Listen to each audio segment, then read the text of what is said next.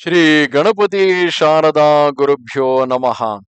ತ್ವಮೇವ ಮಾತಾ ಚ ಪಿತಾ ತ್ವಮೇವ ತ್ವಮೇವ ಬಂಧುಶ್ಚ ಸಖಾ ತ್ವಮೇವ ತ್ವಮೇವ ವಿದ್ಯಾ ದ್ರವಿಣಂ ತ್ವಮೇವ ತ್ವಮೇವ ಸರ್ವಂ ಮಮ ದೇವ. ಶ್ರೋತೃಗಳಿಗೆ ಶ್ರೀ ಶಿವಪುರಾಣದ ರುದ್ರ ಸಂಹಿತೆಯ ಯುದ್ಧಕಾಂಡದ ಅಂತಿಮ ಅಧ್ಯಾಯಕ್ಕೆ ಸ್ವಾಗತ. ಈ ಭಾಗದಲ್ಲಿ ವಿದಲ ಮತ್ತು ಉತ್ಪಲ ಎಂಬ ದೈತ್ಯರು ಪಾರ್ವತಿಯ ಮೇಲೆ ಮೋಹಿತರಾಗುವುದು, ಪಾರ್ವತಿಯು ಕಂದುಕ ಪ್ರಹಾರದಿಂದ ಅವರ ಕಥೆ ಮುಗಿಸುವುದು, ಕಂದುಕೇಶ್ವರನ ಸ್ಥಾಪನೆ ಮತ್ತು ಅದರ ಮಹಿಮೆಯನ್ನು ತಿಳಿಸಲಾಗಿದೆ. ಸನತ್ ಕುಮಾರರು ಹೇಳುತ್ತಾರೆ, ವ್ಯಾಸರೇ, ಪರಮೇಶ್ವರ ಶಿವನು ಸಂಕೇತದಿಂದ ದೈತ್ಯನನ್ನು ಗುರಿಯಾಗಿಸಿ ತನ್ನ ಪ್ರಿಯೆಯಿಂದ ಅವನನ್ನು ವಧೆ ಮಾಡಿಸಿದ ಚರಿತ್ರೆಯನ್ನು ನೀವು ಭಕ್ತಿಯಿಂದ ಶ್ರವಣಿಸಿರಿ. ವಿದಲ ಮತ್ತು ಉತ್ಪಲರೆಂಬ ಇಬ್ಬರು ಮಹಾ ದೈತ್ಯರಿದ್ದರು. ಅವರು ಯಾವುದೇ ಪುರುಷನಿಂದ ಸಾಯದಂತಿರುವ ವರವನ್ನು ಬ್ರಹ್ಮದೇವರಿಂದ ಪಡೆದು ಎಲ್ಲ ದೇವತೆಗಳನ್ನು ಗೆದ್ದುಕೊಂಡಿದ್ದರು. ಆಗ ದೇವತೆಗಳು ಬ್ರಹ್ಮನ ಬಳಿಗೆ ಹೋಗಿ ತಮ್ಮ ದುಃಖವನ್ನು ತೋಡಿಕೊಂಡರು. ಅವರ ಕಷ್ಟಗಳನ್ನು ಕೇಳಿ ಬ್ರಹ್ಮದೇವರು ಅವರಿಗೆ, ನೀವು ಶಿವೆ ಸಹಿತ ಶಿವನನ್ನು ಆದರದಿಂದ ಸ್ಮರಿಸಿ ಧೈರ್ಯ ತಳೆಯಿರಿ. ಆ ಇಬ್ಬರು ದೈತ್ಯರು ನಿಶ್ಚಯವಾಗಿ ದೇವಿಯ ಕೈಯಿಂದ ಹತರಾಗುವರು. ಶಿವೆ ಸಹಿತ ಶಿವನು ಪರಮೇಶ್ವರನು ಕಲ್ಯಾಣಕರ್ತನು ಭಕ್ತವತ್ಸಲನು ಆಗಿರುವನು ಎಂದು ಹೇಳಿದರು.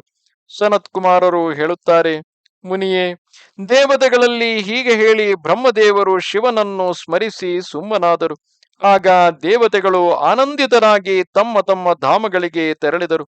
ಒಮ್ಮೆ ನಾರದರಿಂದ ಪಾರ್ವತಿಯ ಸೌಂದರ್ಯದ ಪ್ರಶಂಸೆಯನ್ನು ಕೇಳಿ ಆ ಇಬ್ಬರು ದೈತ್ಯರು ಅವಳನ್ನು ಅಪಹರಿಸಲು ಯೋಚಿಸಿ ಪಾರ್ವತಿಯು ಚೆಂಡಿನೊಂದಿಗೆ ಆಡುತ್ತಿದ್ದಲ್ಲಿಗೆ ಹೋಗಿ ಆಕಾಶದಲ್ಲಿ ಸಂಚರಿಸುತ್ತಿದ್ದರು.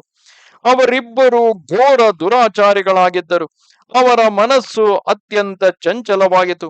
ಅವರು ಗಣಗಳ ರೂಪವನ್ನು ಧರಿಸಿ ಅಂಬಿಕೆಯ ಬಳಿಗೆ ಹೋದರು. ಆಗ ದುಷ್ಟರ ಸಂಹಾರ ಮಾಡುವ ಶಿವನು ಅವಹೇಳನ ಪೂರ್ವಕ ಅವರ ಕಡೆಗೆ ನೋಡಿ ಅವರ ಚಂಚಲವಾದ ಕಣ್ಣುಗಳಿಂದ ಕೂಡಲೇ ಅವರನ್ನು ಗುರುತಿಸಿದನು. ಮತ್ತೆ ಸರ್ವಸ್ವರೂಪಿ ಮಹಾದೇವನು ದುರ್ಗತಿ ನಾಶಿನಿ ದುರ್ಗೆಗೆ ಕಣ್ಣು ಸನ್ನೆಯಿಂದಲೇ ಇವರು ಗಣಗಳೆಲ್ಲ ದೈತ್ಯರಾಗಿದ್ದಾರೆ ಎಂದು ಸೂಚಿಸಿದನು. ಅಯ್ಯ, ಆಗ ಪಾರ್ವತಿಯು ತನ್ನ ಸ್ವಾಮಿಯಾದ ಮಹಾಕೌತುಕಿ ಪರಮೇಶ್ವರನ ಶಂಕರನ ನೇತ್ರ ಸಂಕೇತವನ್ನು ಅರಿತುಕೊಂಡಳು. ಅನಂತರ ಸರ್ವಜ್ಞ ಶಿವನ ಅರ್ಧಾಂಗಿನಿ ಪಾರ್ವತಿಯು ಆ ಸಂಕೇತವನ್ನು ತಿಳಿದು ಅದೇ ಚೆಂಡಿನಿಂದ ಅವರಿಬ್ಬರಿಗೂ ಏಟು ಕೊಟ್ಟಳು.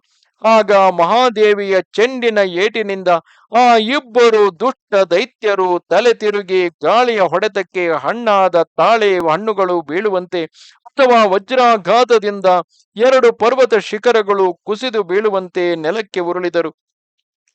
ಹೀಗೆ ಅಕಾರ್ಯವನ್ನು ಮಾಡಲು ಉದ್ಯುಕ್ತರಾದ ಆ ಇಬ್ಬರು ದೈತ್ಯರನ್ನು ಧರಾಶಾಯಿಗೊಳಿಸಿ ಆ ಚೆಂಡು ಲಿಂಗ ರೂಪದಲ್ಲಿ ಪರಿಣತವಾಯಿತು. ಸಮಸ್ತ ದುಷ್ಟರನ್ನು ನಿವಾರಿಸುವ ಆ ಲಿಂಗವು ಕಂದುಕೇಶ್ವರ ಎಂಬ ಹೆಸರಿನಿಂದ ಪ್ರಖ್ಯಾತವಾಗಿ ಜ್ಯೇಷ್ಠೇಶ್ವರನ ಸಮೀಪದಲ್ಲಿ ಸ್ಥಿತವಾಯಿತು. ಕಾಶಿಯಲ್ಲಿ ಸ್ಥಿತವಾದ ಕಂದುಕೇಶ್ವರ ಲಿಂಗವು ದುಷ್ಟರ ವಿನಾಶಕವು, ಭೋಗ ಮೋಕ್ಷಗಳನ್ನು ಕೊಡುವುದು, ಸರ್ವದಾ ಸತ್ಪುರುಷರ ಸಮಸ್ತ ಕಾಮನೆಗಳನ್ನು ಪೂರ್ಣಗೊಳಿಸುವುದು ಆಗಿದೆ. ಅನುಪಮ ಆಖ್ಯಾನವಾದ ಇದನ್ನು ಹರ್ಷದಿಂದ ಕೇಳುವವನು, ಹೇಳುವವನು ಅಥವಾ ಓದುವವನು ದುಃಖದ ಭಯಕ್ಕೆ ಭಾಗಿಯಾಗುವುದಿಲ್ಲ. ಅವನು ಈ ಲೋಕದಲ್ಲಿ ನಾನಾ ಪ್ರಕಾರದ ಉತ್ತಮ ದುಃಖ ಸುಖಗಳನ್ನು ಅನುಭವಿಸಿ ಕೊನೆಗೆ ದೇವದುರ್ಲಭ ದಿವ್ಯ ಗತಿಯನ್ನು ಹೊಂದುವನು.